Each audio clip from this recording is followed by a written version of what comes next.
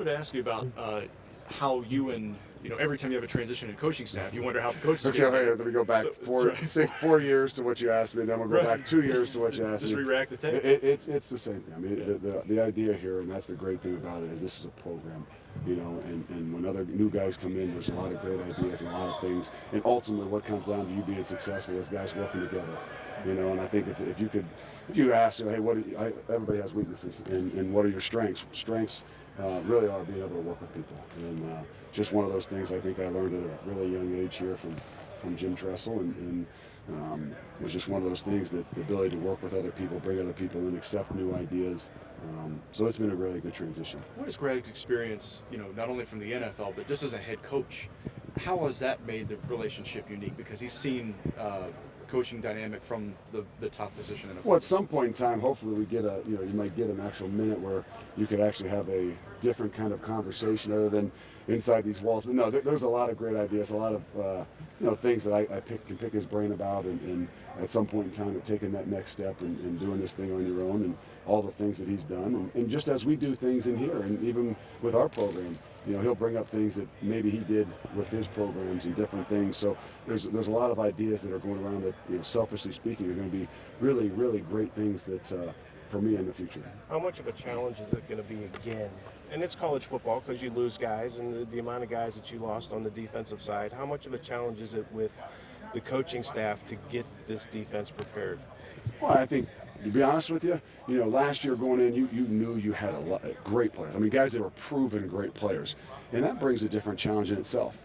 Sometimes not the kind of challenge that you really love, maybe at times. It's almost dealing with, making sure egos and different things, and as much of truly coaching, it might be a little bit different at times. Where this group is, I think there's a lot of talent. There's tons of talent. We're not short on talent, but it's going to be one of them guys and groups that you love to coach, because they got something to prove. They got a chip on their shoulder.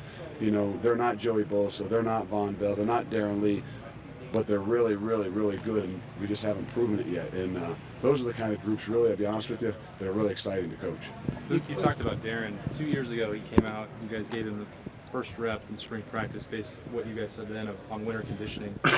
How wide was the margin between him and Chris Worley then, and how was it over the last 2 years? Again, he started to separate himself much more, Darren did. And it wasn't really that big, obviously, from the get-go. The guys were very similar in age. And it just became something that became a little bit more comfortable. And obviously, Darren, with his abilities, being a young guy, it didn't give Chris as many opportunities. So the great thing about it is, like I said, just like you look at these this basketball tournament here that's going to start up, and I don't mean the Big Ten one, but even the NCAA one, and those teams that got upperclassmen, those are the teams that you better worry about, you better watch. And I think that's the same thing we can say about this group. You're going to have a guy like Chris Worley that you're going to depend a lot on. Well, he hasn't played a lot. Everybody doesn't know him. No. But those guys that are truly 4 years of investment in this program and what they've done and what they've seen, that experience is invaluable. Is there a difference between their style of play? I mean, everybody has a little bit different style of play. Obviously, Darren's is unique in his own right. Chris will have his strengths that aren't the same, and every guy has a little bit different. And the reality for Chris is he's got to focus on being the best version of himself, and focus on his strengths. Too often, when you're playing with a great player, even like the guys in the D-line room, they got Joey Bosa, they can't be focused and covet what their neighbor has. They forget to be grateful for all the gifts and the blessings that they've got, and focusing on what you got. So sometimes you lose one of those great players, and it gives another guys an opportunity to shine and make them realize that they got a lot of gifts too. Does Darren owe you a present or something when he signs his first big contract? Like he had a Twitter thing the other week. He was talking about just everything you've done for him, and we know the role you played in getting him here. No. I don't know if Darren Lee would be where he is if it wasn't for No, you know what? That's the beautiful thing. It's just like you say for your own kids. Someday, my kids don't owe me anything. You know what they owe me? They owe us to do what it is that we asked them to do. To be the example, just to continuing to grow with the things that they've done. And that's all that you really want. I mean, the great thing about this is we're not a credit-seeking group. I've never been a credit-seeking guy. And that's why I grabbed Joshua and Darren in there the other day and said, hey, I haven't been calling you, and I'm not talking. I'm here for you. And when you got great friends and you got a great relationship, you can be away from somebody for a year or two, and they always know that you care, and they always know you're there for them. And to me, that's the biggest thing, is that's the relationship that you built. And I'm not worried about a credit seeking or blame oriented, but that there's a true bond that's built there. I know you guys have pro day every year, but how big of a deal is tomorrow to have this many guys? I mean, what does it mean to the program? You know, guys that are still here to see that. How valuable is it? It's huge. I mean, because someone was just asking, it's the biggest job interview these kids will ever do. I mean, it really is. Now, I'm not saying that maybe someday they'll have a big one too, the CEO job interview. But the reality is that job interview is probably going to be amongst 10 board members. This is a job interview that's going to be public, just like the combine. This is a job interview in front of, I don't know, 400 people that everybody's critiquing every little thing that you do. Imagine that. Just try to picture yourself having a job interview live on TV or in front of 600 people that are critiquing whether you itched your nose, scratched your nose, picked your nose, I mean, whatever it is you did, whether you stepped to your left foot or your right foot. I mean, you're talking about a nerve-wracking and quite an experience. With the number of guys you're expecting to be contributors out right now, how much is that complicating spring practice for you guys, or do you not really look at And it? focus on the guys that are here, and that's the thing about it, is trying to be as positive as you possibly can to really focus on, if you sit there and worry about the guys that can't do what you're doing out there, then you lose sight of and you forget to work with the guys that are. So to be honest with you, I couldn't name the guys that aren't out there. I know there's some, I know that might not be, there's guys in my own unit. But the reality is we're going to focus on those guys that are in there, and we're going to work with those guys, and that'll ultimately make us better, because if those guys that are out are supposed to be the players, then they're going to have more competition when they get back, which in turn is going to make them better, which in turn is going to make us better. But does it hinder you trying to get a picture in your mind of this new defense with 8 new starters?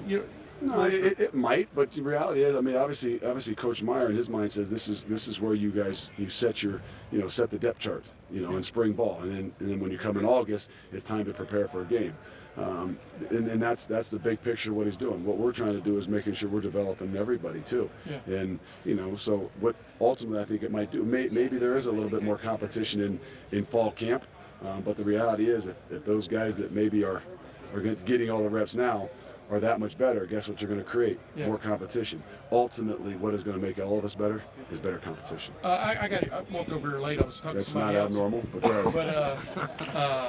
Are you and Coach Schiano?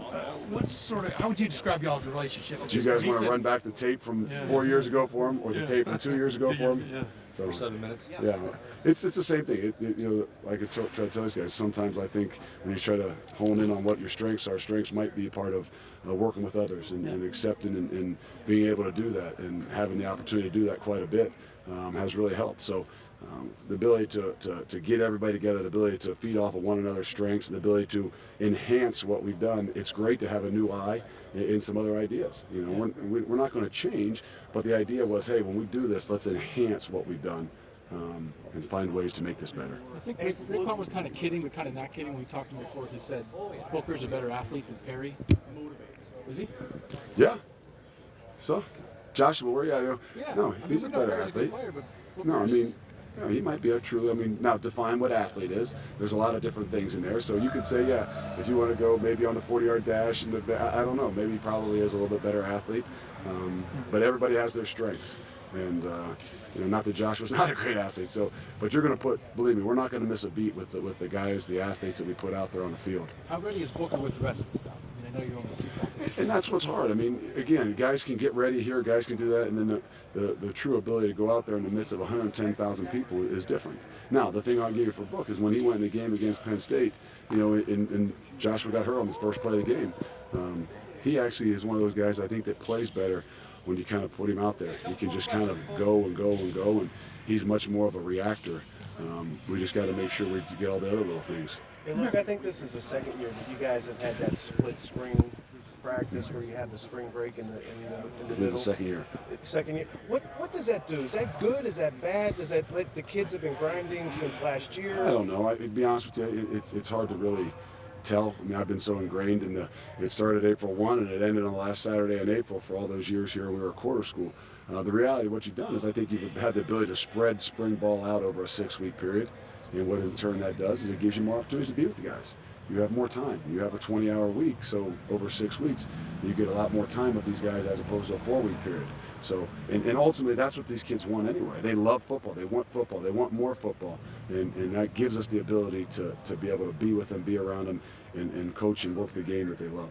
Is that even more so this spring with 8 jobs up for grabs? It's every spring. I mean, like I said, each year brings a different challenge. You know, last year it might have been a little bit different challenge with even bringing guys together, you know, to do more things because we had so many great big-time names where you had to get them together even more to mesh the egos and everybody to depend and care about one another. Yeah. Where this year's a little bit different. You got a lot of guys with chips on their shoulder with stuff to prove.